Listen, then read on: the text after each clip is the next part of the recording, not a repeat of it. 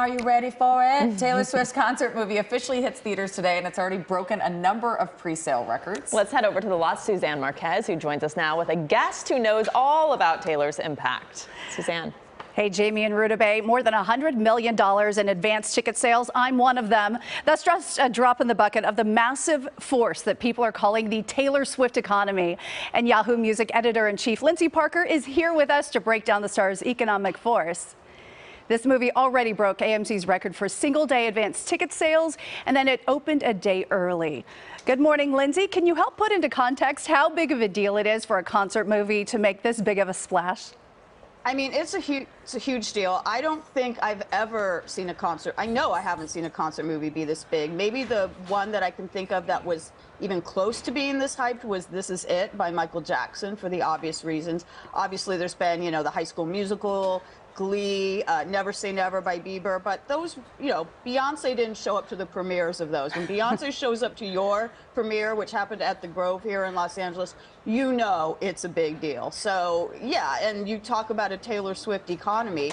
I just think, in terms of economy, it's really exciting this summer to see the power of the female dollar. The other biggest concert of this year was the Beyonce tour. And what was the other biggest movie of this year? It was Barbie. And that's the power of the female dollar.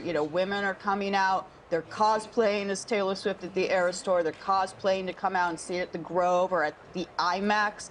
This is a big deal, and it's it's just a very exciting thing to see, particularly when you have to remember that Taylor Swift's been doing this for a while. She turns 34 this year.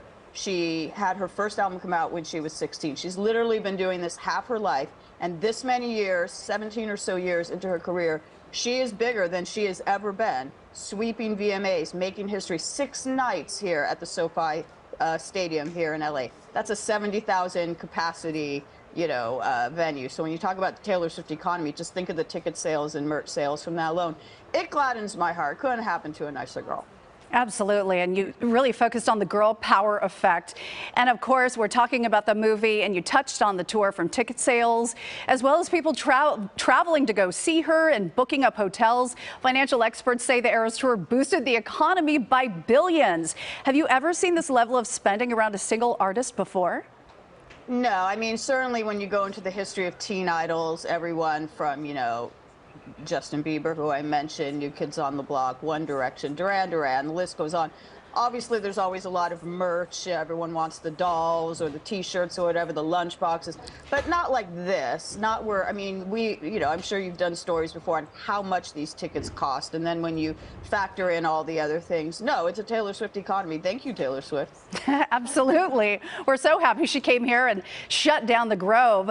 So the big question. I lived like 2 blocks from the Grove. I heard helicopters the entire time. It was crazy. It was like Apocalypse Now outside the Grove.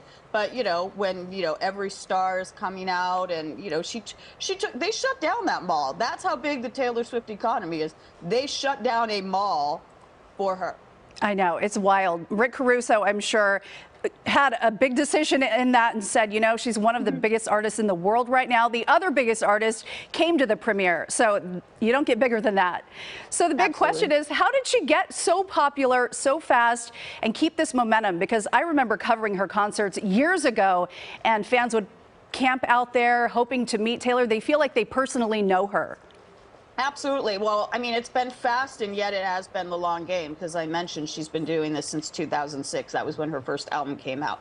I do think it's interesting to think about when we go back to the year 2006. I mean, obviously the internet very much existed, but that was kind of the advent of social media. YouTube was about a year old. I think we had MySpace. I don't even think like Facebook and Twitter were in their infancy, if they existed at all. And she kind of came up with social media, and she's played it very savvily over the years to connect to her fans. There was one year she lurked her fans on Twitter and then found out what they wanted for Christmas and sent them gifts.